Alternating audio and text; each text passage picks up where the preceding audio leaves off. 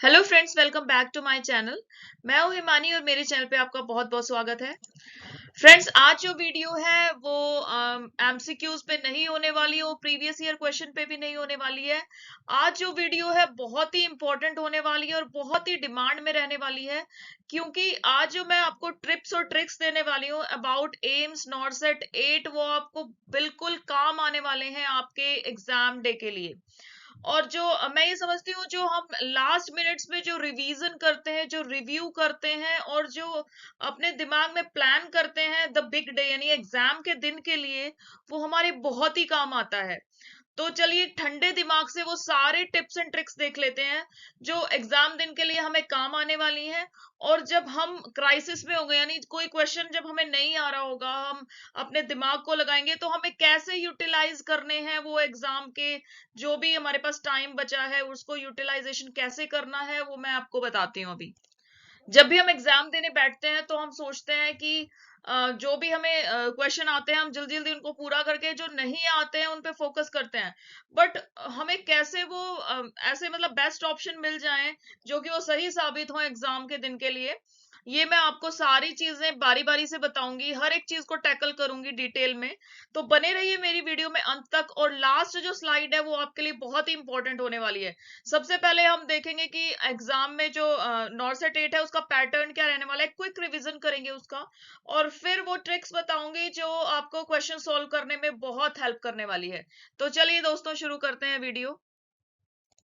सबसे पहले quick revision करते हैं स्कीम ऑफ एग्जामिनेशन का, कैसे एग्जाम आएगा, कितने सेक्शंस होंगे, हर एक सेक्शन में कितने मिनट्स होंगे, एक क्वेश्चन के लिए आपको कितना टाइम मिलेगा, और अगर आप स्किप कर देते हैं एक सेक्शन को तो आपको वापस जाने का मौका मिलेगा या नहीं। तो चलिए शुरू करते हैं। स्टेज 1 यानी ओनली क्वालिफाइंग, ये जो एग्जाम होने वाला है आपका, ये स्टेज 1 एग्जाम है। स्टेज 2 एग्जाम बाद में होगा, जब स्टेज 1 कंप्लीट हो जाएगा, जब इसका रिजल्ट 30 अप्रैल को आ जाएगा तो आपका स्टेज 2 होगा। उसकी डेट मई में होगी, वो भी बता दी जाएगी।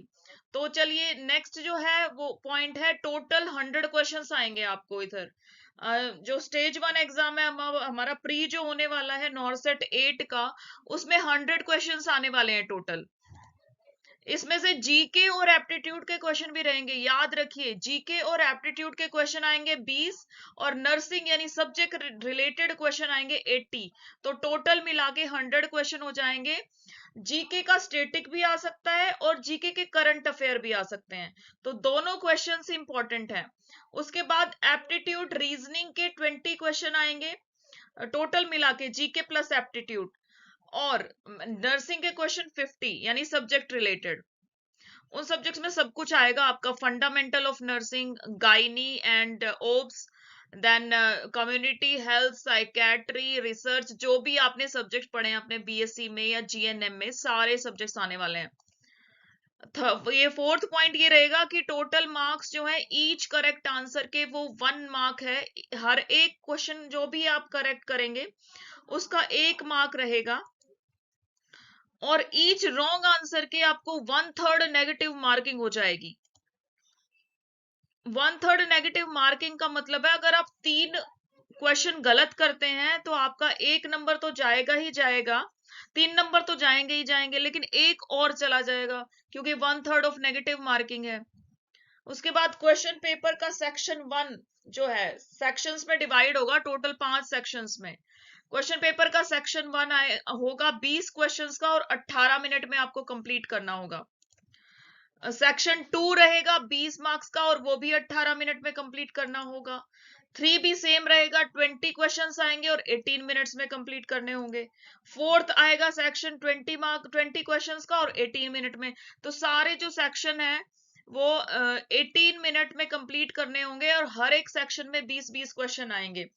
अब जैसे एक सेक्शन आपने ले लिया है, वो स्टार्ट किया, अगर वो जीके और रीजनिंग का, जीके और एप्टीट्यूड का क्वेश्चन है, एप्टीट्यूड का सेक्शन है, तो वो उसमें टोटल क्वेश्चन होंगे 20 और आपको 1 बाय 1 कंप्लीट करने हैं वो। अगर आप कोई भी क्वेश्चन रिव्यू के लिए छोड़ देते हो तो वो भी आपको 18 मिनट में ही कंप्लीट करना होगा। तो बेसिकली आपको जो भी करना है, रिव्यू करना है, छोड़ना है, करना है, नेक्स्ट रिव्यू के लिए रखना, एंड ऑफ द सेक्शन, ठीक है, तो टोटल आपको एक सेक्शन में करना होगा 18 मिनट में, जो भी आप घटा जमा जो भी करना चाहते हैं उस सेक्शन में। वैसे ही हर एक सेक्शन में आपको परफॉर्म करना होगा। 18 मिनट के बाद सेक्शन जो है खुद ही वाइप ऑफ हो जाएगा और नेक्स्ट सेक्शन में आप पहुंच जाओगे। तो हमेशा ध्यान रखिए, 20 क्वेश्चन करिए, 18 मिनट्स लगाइए, ट्राई करिए 20 क्वेश्चन 15 मिनट्स में कंप्लीट करने के लिए। बाकी जो 3 मिनट बच जाते हैं आपको रिव्यू, जो भी क्वेश्चन पीछे छोड़ दिए हैं आपने वो पूरे करने के लिए। तो हमेशा ध्यान रखिए कि एक सेक्शन जो है ना आपको 15 मिनट से कम में ही कंप्लीट करना है। जो बाकी 3 मिनट बच जाते हैं ना वो रिव्यू के लिए बचते हैं, और जो छूटे हुए क्वेश्चन है उनको कंप्लीट करने के लिए बचते हैं। अगर आप 15 मिनट में कंप्लीट कर लेंगे तो आपको दिमाग में ना एकदम आराम से आप कर पाएंगे, शांति बना के कर पाएंगे। अगर आपके 18 मिनट्स 20 क्वेश्चन को करने में लग गए तो आप कभी भी प्लानिंग के अकॉर्डिंग नहीं कर पाएंगे। तो हमेशा ध्यान रखिए, मिनिमम टाइम दीजिए इन क्वेश्चंस को। आप रिव्यू के लिए छोड़िए, नहीं आता है तो स्किप कर दीजिए, ठीक है। आप 18 मिनट्स में पूरा कर लीजिए पेपर, उस सेक्शन को। अब अगर देखा जाए तो हर एक क्वेश्चन के लिए करने के लिए 0.9 मिनट्स हैं आपके पास, मतलब 1 मिनट से भी कम है। अगर 15 मिनट में आपको एक सेक्शन कंप्लीट करना है तो आपके पास 0.75 मिनट्स ही हैं। तो आप ये देखिए कि आपको 1 मिनट से भी कम में क्वेश्चन करना है। आपको इसके लिए बहुत फास्ट रीडिंग देनी होगी, दिमाग को कंसंट्रेट करना होगा, ओनली क्वेश्चन पे, इधर उधर की आवाज नहीं सुननी है उस टाइम पे, सिर्फ क्वेश्चन रहेगा आपके दिमाग में। और यहाँ पे 2-3 चीजें हैं, अगर क्वेश्चन में एक्सेप्ट है नोट है उसको भी ध्यान रखना है, क्योंकि मोस्टली जो है ना उस टाइम पे इतने पजल हो जाते हैं स्टूडेंट्स की, एक्सेप्ट नोट इन चीजों को हम देखते ही नहीं है, ठीक है। तो गलत हम जो है ऑप्शन टिक करके आ जाते हैं।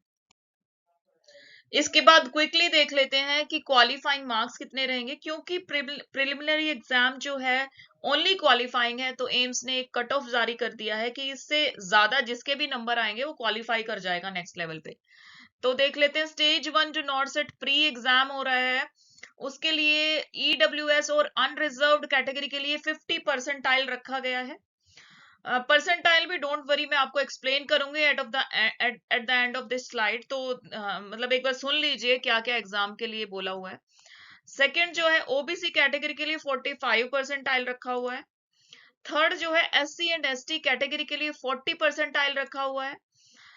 पीडब्ल्यूबीडी और एडिशनल 5 परसेंटाइल जो है रिलैक्स हो जाएगा हर कैटेगरी में। अगर मान लो अनरिजर्व्ड हैं तो ईडब्ल्यूएस के हैं पीडब्ल्यूबीडी, तो उनके लिए 5 परसेंटाइल और रिलैक्सेशन, मतलब 45 चला जाएगा। वैसे ही ओबीसी 45 है तो 40 चला जाएगा, एससी एसटी 40 है तो 35 परसेंटाइल चला जाएगा।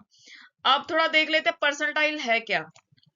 मान लो आपके 70 परसेंटाइल मार्क्स आए हैं तो इसका मतलब है 70 जो परसेंट स्टूडेंट्स हैं वो आपसे बिलो स्कोर कर रहे हैं, ओनली 30% ही आपसे अबव स्कोर कर रहे हैं। तो आप 70th पोजीशन पे हैं, जहां 70 तो लोग आपसे नीचे हैं, ओनली 30 ही आपसे ऊपर हैं। वैसे ही अगर आप 95 परसेंटाइल स्कोर कर रहे हैं तो 95% जो बच्चे हैं वो आपसे नीचे स्कोर कर रहे हैं, ओनली 5% बच्चे आपसे ऊपर स्कोर कर रहे हैं।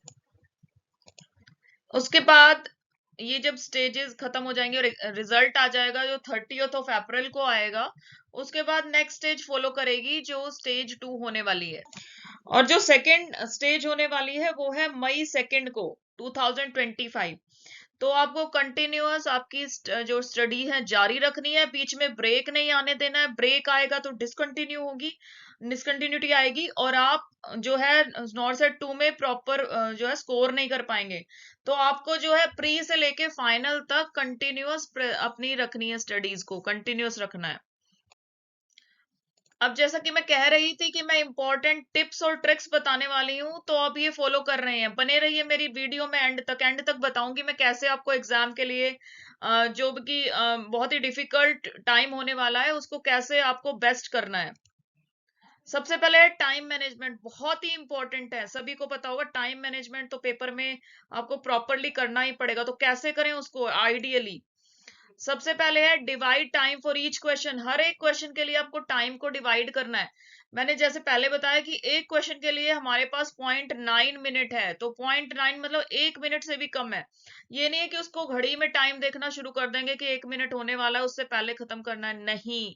आपको ये देखना है कि एक बार रीडिंग लगानी शुरू कर दो क्वेश्चंस की। जो भी मैं आपको एमसीक्यूज दे रही हूँ, जहां से भी आप एमसीक्यूज कर रहे हैं, जरूरी नहीं मेरी स्लाइड से कर रहे हो, जहां से भी आप एमसीक्यूज कर रहे हैं उसको फटाफट रीड आउट करना शुरू कर दीजिए।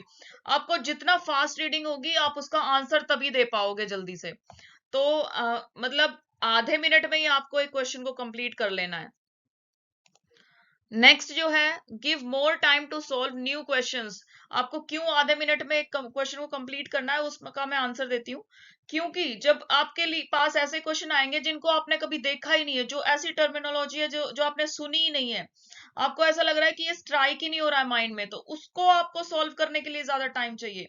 उसको आपको डबल रीडिंग देनी पड़ेगी, ट्रिपल रीडिंग भी देनी पड़ेगी। तो इन चीजों का ध्यान रखिए। जो आपके फैमिलियर क्वेश्चंस हैं उनको आधे मिनट से भी कम में सॉल्व कर दो जितना जल्दी हो सके। और जो क्वेश्चंस ज्यादा टाइम ले रहे हैं, जो न्यू क्वेश्चंस ज्यादा टाइम ले रहे हैं, उनको आपको ज्यादा टाइम देना है। Read the question twice. जैसा कि मैंने पहले भी बोला, एक क्वेश्चन को 2 बार कम से कम पढ़ना है। जो क्वेश्चन अनफैमिलियर है उसको तो आपको थ्राइस भी पढ़ना पड़ेगा, क्योंकि वो समझ आने में टाइम लगेगा आपको। अब never miss, not and accept, ये दो ऐसी टर्म्स हैं जो हम हमेशा मिस कर देते हैं। ठीक है, जब स्टूडेंट्स जो है स्ट्रेस में होते हैं, एक चीज मैं बताऊं, जो हमारा ब्रेन है वो इस टाइप से बना है कि जब हमें स्ट्रेस ज्यादा होता है ना, तो वो बेटर परफॉर्म करता है स्ट्रेस में, क्योंकि हमारे हॉर्मोन्स उस तरीके से जो है ना स्ट्रेस में सीक्रेट होते हैं। तो जो हमारे स्ट्रेस हॉर्मोन्स होते हैं जैसे कॉर्टिसोल, एड्रेनलिन, ये क्या करते हैं, फाइट और फाइट मैकेनिज्म ले आते हैं बॉडी में। तो हमें उस टाइम पे हम स्ट्रेस में या तो हमें करना है, नहीं तो भाई भागना है वहां से, उस टाइप का मैकेनिज्म हो जाता है। तो इसीलिए हम कई बार ना, मतलब हमें क्वेश्चन आता भी नहीं है बट फिर भी हम परफॉर्म अच्छे से कर लेते हैं। तो यहाँ पे मैं यही कहना चाहूंगी कि स्ट्रेस में आपको, ऐसा नहीं है कि आप स्ट्रेस में हमेशा गलत करोगे। स्ट्रेस में हमारी बॉडी जो है अच्छा परफॉर्म कर सकती है, हमें कंसंट्रेट करना है और मिस्टेक्स को साइड कर देना है।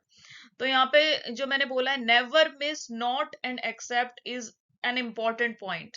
आप जब भी क्वेश्चन करेंगे तो कई बार ये लोग नॉट को कैप्स में लिख देते हैं या एक्सेप्ट को कैप्स में, कैपिटल्स में लिख देते हैं, but most of the time ना हम उसको स्किप कर देते हैं अगर वो नहीं लिखेंगे तो हमें उन पे नहीं छोड़ना है कि आपको कैप्स में लिखना है, बोल्ड में लिखना है, या इन चीजों का ध्यान अंडरलाइन करना है। बट हमें अपने ऊपर ध्यान देना है कि हमें उन चीजों को स्किप नहीं कर देना है। नेक्स्ट मैं बोलूंगी, रीड ऑल द ऑप्शंस। जब भी क्वेश्चन आएगा, 4 ऑप्शंस दिए होंगे आपके पास, चारों पढ़ने हैं। ये नहीं है कि आप सोचेंगे कि चलो what is the functional unit of kidney, जो बहुत ही इजी क्वेश्चन है, मैं ऐसे ही बोल रही हूँ एग्जाम्पल के लिए। तो आपको सारी चीजों को, आपको फर्स्ट ऑप्शन मिल गया नेफ्रॉन, दूसरा मिल गया न्यूरॉन, तो आप छोड़ देते हो सारी चीजें। ये क्वेश्चन हमेशा मैं बोलती हूँ, क्वेश्चंस को सारे ऑप्शंस पढ़िए आप। कभी कभी क्या होता है, क्वेश्चन को थोड़ा सा ट्रिकी बना देते हैं, ठीक है, तो उस टाइम पे हम चारों ऑप्शंस नहीं पढ़ेंगे, हम फर्स्ट ही लगा के आ जाएंगे नेफ्रॉन्स, खत्म। ठीक है, उस टाइम पे हमारा आंसर ही गलत हो जाएगा। सबसे इजी क्वेश्चन भी हम गलत करके आ सकते हैं। इसलिए हमेशा ध्यान रखना है कि चारों ऑप्शंस पढ़ने हैं आपको। तो ये तो कंप्लीट चीजें हो गई टाइम मैनेजमेंट की, और आपको कैसे कैसे क्वेश्चन पढ़ना है। नेक्स्ट चीज ले लेते हैं, नेगेटिव मार्किंग। जी, जो नेगेटिव मार्किंग है हमेशा ही ट्रबलसम होती है स्टूडेंट्स के लिए। हमारे लिए भी बहुत ट्रबलसम थी जब हमने एग्जाम दिया था। तो एक नेगेटिव मार्किंग की चीज को आप कैसे कम करें। डेफिनेटली होगी, आप ये छोड़ दो कि मैं तो करके ही नहीं आऊंगी ऐसा कोई क्वेश्चन गलत जिसमें नेगेटिव मार्किंग हो। ऐसा तो पॉसिबल बहुत ही मुश्किल होता है, until unless you are very brilliant. मतलब मैं नहीं कह रही हूं ऐसा नहीं होता है। तो चलिए स्टार्ट करते हैं, क्या क्या चीजें ध्यान देने की है। सबसे पहला point, never give a trial. अगर आप सोच रहे हो कि मैं तो नॉर्सेट 8 देने वाली हूँ, तैयारी है मेरी, मैं कर दूंगी, मैं तो एकदम अच्छा करके आऊंगी, और मैं एक ट्रायल दे लेती हूँ, हो जाएगा मेरा। लेकिन इस क्वेश्चन को तो मैं एक ट्रायल दे ही देती हूँ क्योंकि मुझे आता नहीं है, ऐसे ही मैं अक्कड़ बक्कड़ बम्बे बो करके ट्रायल दे देती हूँ। तो ऐसा नहीं होता है फ्रेंड्स। जब भी हम सीरियसली एग्जाम देते हैं, अगर हमें परफॉर्म अच्छा करना है ना एग्जाम में, तो हमें ट्रायल नहीं देना है। हमें जब तक वो क्वेश्चन को हम 50% श्योर एटलीस्ट नहीं है, हमें ट्रायल नहीं देना चाहिए। क्योंकि उससे क्या होगा, अननेसेसरी अगर आप 5 क्वेश्चन को भी ट्रायल दे दोगे तो कितने मार्क्स हो जाएंगे आपके। अगर मान लो हमने 6 क्वेश्चन को भी ट्रायल दे दिया तो 6 के 6 तो नंबर गए, 2 नंबर एक्स्ट्रा जाएंगे, तो 8 नंबर टोटल चले जाएंगे आपके। तो ट्रायल देने में थोड़ा सा रिस्क है। ये अगर ट्रायल देना है तो अपने हिसाब से देना होगा आपको। सेकेंड जो क्वेश्चन जो पॉइंट है वो मेरा ये है कि first conduct all the questions which are you are confident in. अगर आपको लग रहा है कि 20 क्वेश्चन में से मैं ओनली 12 क्वेश्चन के लिए कॉन्फिडेंट हूं, तो मैं कहती हूँ ओनली ट्राई दोज फर्स्ट। उसके बाद आप जो 8 क्वेश्चन बचे हैं उन 8 क्वेश्चन को 2 बार पढ़िए, 3 बार पढ़िए, ऑप्शंस को पढ़िए, ठीक है। और जो आपको बेस्ट लग, मान लो 50% आपको लग रहा है 4 ही क्वेश्चन मैं कर पाऊंगी, 4 ही कर दो, 4 छोड़ दो, ठीक है। तो आपको सारे क्वेश्चन नहीं कंडक्ट करने हैं, आपको पहले वो कंडक्ट करने हैं जो आप कॉन्फिडेंट हो, 99% श्योर हो, 95% श्योर हो, कंडक्ट कर लो। जो बाकी क्वेश्चन रह गए उनको छोड़ दो। एक दोबारा जब रिवाइज करोगे ना उस सेक्शन को, तो आपको 2 बार पढ़ने हैं वो, ठीक है। तभी आपको मीनिंग पता चलेगा, तभी जो नई टर्मिनोलॉजी है आपको स्ट्राइक होगी। अब ये देखते हैं कि अगर आपको क्वेश्चन बिल्कुल नहीं आ रहा है, ठीक है, तो जैसे न्यू टर्म्स हैं कुछ, एक टर्म कुछ ऐसी आ गई है जो आपको पता ही नहीं है होता क्या है, ठीक है, जो नए नए जार्गन्स हैं, नई टर्म्स हैं, वो नहीं पता है, तो आप उनको ट्राई मत कीजिए, ठीक है। अवॉइड करिए ट्राई करने के लिए, अगर कर सकते हैं तो। नहीं तो फिर वही हो जाएगा, ट्रायल वाली बात हो जाएगी उनके उनके लिए। नेक्स्ट मैं कहूंगी, remember every 3 wrong answers is equal to deduction of 4 marks. जब भी आप 3 क्वेश्चन गलत कर दोगे तो 4 नंबर आपके गए, ठीक है ना। तो ये चीजों को आपको ध्यान रखना है। इसको रिवाइज करा देती हूँ, नए क्वेश्चंस को ट्रायल नहीं देना है। सबसे पहले उन क्वेश्चंस को करना है जो आप कॉन्फिडेंट हो। सेकेंडली आपको ट्राई करना है उन क्वेश्चंस को जो आप करना चाहते हो लेकिन आपको नहीं आते हैं। फिर न्यू टर्म्स और जार्गन्स के लिए आपको जबरदस्ती अटेम्प्ट नहीं करने क्वेश्चंस। अगर आप छोड़ दोगे तो शायद आप पासिंग मार्क्स के दायरे में आ जाओगे, अगर आप कर दोगे ना तो 1 नंबर से भी आप जा सकते हो।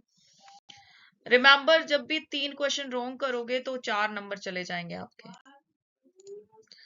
नेक्स्ट जो स्लाइड है वो मेरी है how to manage unknown questions. बहुत ही इंपॉर्टेंट स्लाइड है, यहाँ पे थोड़े से ट्रिक्स काम आ सकते हैं आपके लिए। अब जैसे कोई अननोन क्वेश्चन आ गया आपके लिए, तो try to correlate with your practical experience. आपने कहीं भी काम किया है, मान लो आपने 1 साल काम किया है, आपने 2 साल काम किया, आपने 6 महीने काम किया है, 2 महीने काम किया है, तो कहीं ना आपने ऐसी चीजें देखी होंगी अपने फील्ड में जो रिलेट करेंगे आपको कुछ अननोन क्वेश्चंस को सॉल्व करने के लिए। जैसे मान लो क्वेश्चन आया है कि एक स्टेराइल यूरिन सैंपल कैसे लेते हैं यूरिनरी कैथेटर से। बहुत इंपॉर्टेंट क्वेश्चन है, ध्यान रखिए। तो इस स्टेराइल यूरिन सैंपल को आपको क्लैंप कहाँ करना है, कैथेटर को ट्यूबिंग पे क्लैंप करना है या डायरेक्ट कैथेटर पे क्लैंप कर लेना है, ऐसा कोई क्वेश्चन आया हुआ है और आपने सोचा कि ये तो मैंने किया ही नहीं है, प्रिपेयर ही नहीं किया है। तो आप क्या करेंगे, अपने अब जो भी आपने जहां भी काम किया है, आपने कहीं देखा होगा या आपने खुद ही किया होगा कि कहाँ पे क्लैंप किया था मैंने, तो इस टाइप से आप सॉल्व कर सकते हैं उन क्वेश्चंस को जो आपके लिए बिल्कुल ही अननोन है। नेक्स्ट चीज है attempt some of them but not all. आपको क्वेश्चन आ रखे हैं जो बिल्कुल अननोन है, अब सबको अटेम्प्ट नहीं करना है आपको। नेवर ट्राई टू अटेम्प्ट, क्योंकि ट्रायल में ही ना मार्क्स चले जाएंगे। तो जो भी आप सही क्वेश्चन कर भी रहे हो ना, वो भी आपके फाइनली मार्क्स आपको कुछ दे नहीं पाएंगे। तो सबको नहीं अटेम्प्ट करना है, चांस ले सकते हो 50% के लिए but not 100%। Then attempting all questions is not mandatory in order to pass. ये हमेशा ध्यान रखना है कि पहले जब हम एग्जाम देते थे छोटी क्लासेस में, तो हमें ये होता था कि हमें मैक्सिमम अटेम्प्ट करने हैं ताकि नंबर ज्यादा आ सके और हम पास हो सकें। लेकिन यहाँ पे ऐसा नहीं है फ्रेंड्स। अगर आपने सारे अटेम्प्ट कर दिए ना तो हो सकता है आप फेल हो जाओ, और अगर आप 98%, 70%, 80% अटेम्प्ट करोगे तो हो सकता है आप पास हो जाओ। तो ये हमेशा ध्यान रखना है कि ज्यादा से ज्यादा अटेम्प्ट करने की चाहत में ना रहिए, सही अटेम्प्ट करने की चाहत में रहिए। Self confidence is the key, but over confidence could be harmful, of course. ये लाइन हमेशा ध्यान रखना है, जो भी अटेम्प्ट करेंगे आप क्वेश्चन, एक सेल्फ कॉन्फिडेंस से करनी है, लेकिन ओवर कॉन्फिडेंट नहीं होना है, ठीक है। तो जब भी कोई ऐसे क्वेश्चन आते हैं जो आपके लिए अननोन है, उसको प्रैक्टिकल एक्सपीरियंस से सोल्व करने की कोशिश करें। दूसरी चीज, मैक्सिमम बहुत सारे क्वेश्चंस ऐसे होते हैं जिसमें 1 2 3 4 ऑप्शंस होते हैं और लास्ट ऑप्शन होता है ऑल ऑफ दीज। मैं कहूंगी मोस्ट ऑफ द टाइम हम सोचते हैं कि all of these option correct है, ठीक है, लेकिन अब सिनेरियो ना चेंज हो रहा है धीरे धीरे। जो ऊपर ऑप्शंस दिए होते हैं उनमें से भी ऑप्शन करेक्ट होते हैं। तो हमेशा मत सोचिए कि ऑल ऑफ द अबव दे रखा है तो पक्का यही सही है, ऐसा नहीं होता है। सारे ऑप्शंस को पढ़ना है, तभी अननोन क्वेश्चन अटेंड करने हैं। अब जो एग्जाम आने वाला है उसके लिए प्रिपेयर क्या क्या करना है आपको before the exam. Before the exam आपको क्या क्या करना चाहिए, एक रात पहले आपको क्या क्या कंफर्म करना चाहिए। सबसे पहले तो admit card, read all the instructions properly. अगर आपको जो भी मंगवाया हुआ है उसमें कोई आइडेंटिटी प्रूफ मंगाया है या फोटो मंगाया, तो आपको करेक्टली वो पढ़ना है और वो सारी चीजें अपने पास रख लेनी है, ठीक है। जो भी ड्रेस कोड बताया है उसके हिसाब से जाना है। मोस्टली जो एम्स के एग्जाम होते हैं, मैं बता दूं, उसमें कोई भी ज्वेलरी अलाउड नहीं होती है, कोई भी एक्सेसरीज आप पहन के जाने से, क्लचर बैंड ये सब, बैंड इज अलाउड लेकिन क्लचर अलाउड नहीं होता है मोस्टली, ठीक है। उसके बाद जो हमारी स्लीव्स होती हैं वो भी अप करा देते हैं, तो अगर it's better to wear half sleeves अगर आपको कंफर्टेबल है तो इस टाइप से। इट्स नॉट ये कि मैं बोल रही हूँ, लेकिन आपको पढ़ के जाना है सारी इंस्ट्रक्शंस, क्योंकि एट दैट टाइम जब आप जो वेन्यू के बाहर पहुंचेंगे और वहां पे आपको पता चल रहा है कि ओहो ये प्रॉब्लम हो गई है, मैं तो ये लेके नहीं आया या मैं तो ये करके नहीं आया, तो इस टाइप से ना आपको मेंटल स्ट्रेस हो जाएगा फालतू में। तो आपको स्ट्रेस से बचने के लिए ना आपको प्रिपेयर करना है अपने आप को एग्जाम से पहले। तो कंप्लीट स्ट्रेस फ्री रहना है आपको, प्रीवियस डे कंप्लीट स्लीप लेनी है, अच्छा खाना खाना है, अच्छी बातें करनी है, एक स्ट्रेस रिलीज करना, अपनी फैमिली से बात करिए, अपने फ्रेंड से बात करिए। तो इस टाइप से अपना स्ट्रेस आप रिलीज करिए। योगा भी कर सकते हैं सुबह उठ के, that is also good. Deep breathing exercise करिए, क्योंकि एग्जाम टाइम पे बहुत स्ट्रेस हो जाता है, एवरीबडी नोज इट। तो सुबह सुबह अगर आप प्रॉपरली टाइमली उठ के योगा करेंगे थोड़ा सा, या कुछ जो जिसमें आपको कंफर्टेबल चीजें लग रही हैं स्ट्रेस कम करने के लिए, वो कर सकते हैं। नेक्स्ट मैं बोलूंगी, have your food before living, मतलब सुबह आप ब्रेकफास्ट करके चाहिए, ठीक है। जब भी जिस भी टाइम आपका एग्जाम हो रहा है उससे पहले आप प्रॉपर फूड लेकर जाइए अपना, ताकि एग्जाम टाइम पे आपको कुछ भूख की क्रेविंग ना हो एटलीस्ट। उसके बाद डीप ब्रीथिंग एक्सरसाइज कर सकते हैं एग्जाम वेन्यू और एग्जाम से पहले जो है स्ट्रेस रिलीव करने के लिए। तो ये सारी चीजें बहुत इंपॉर्टेंट हैं। Leave home with positive mindset, हमेशा अच्छे माइंड से घर से बाहर निकलिए, ठीक है। तो ये सारे पॉइंट्स हैं मेरी तरफ से फ्रेंड्स। और फील, सबसे पहली बात है feel confident while you do, क्योंकि your confidence can win the exam, ये भी जरूरी, लेकिन ओवर कॉन्फिडेंस से बचना है। So that's all for today. Remember, success is the way ahead. However, failure is not the end, but is lot. There is lot beyond it. तो हमेशा ध्यान रखिए, एक चांस से फाइनल नहीं होता है। अगर मान लो कुछ ऊपर नीचे भी हो जाए तो there are lot of chances for you. हमेशा ये सोच के चलना है, एक पॉजिटिव सोच से जाना है, लेकिन ये करना है कि I will win, you have the confidence to win. तो चलिए दोस्तों, thanks a lot for watching this video. Hope ये पॉइंट्स आपको हेल्प करें एग्जाम में, और मतलब आपको सक्सेस ही मिले। मैं इसी दुआ के साथ क्लोज करती हूँ अपनी स्लाइड्स को। Thanks a lot, thank you, bye bye.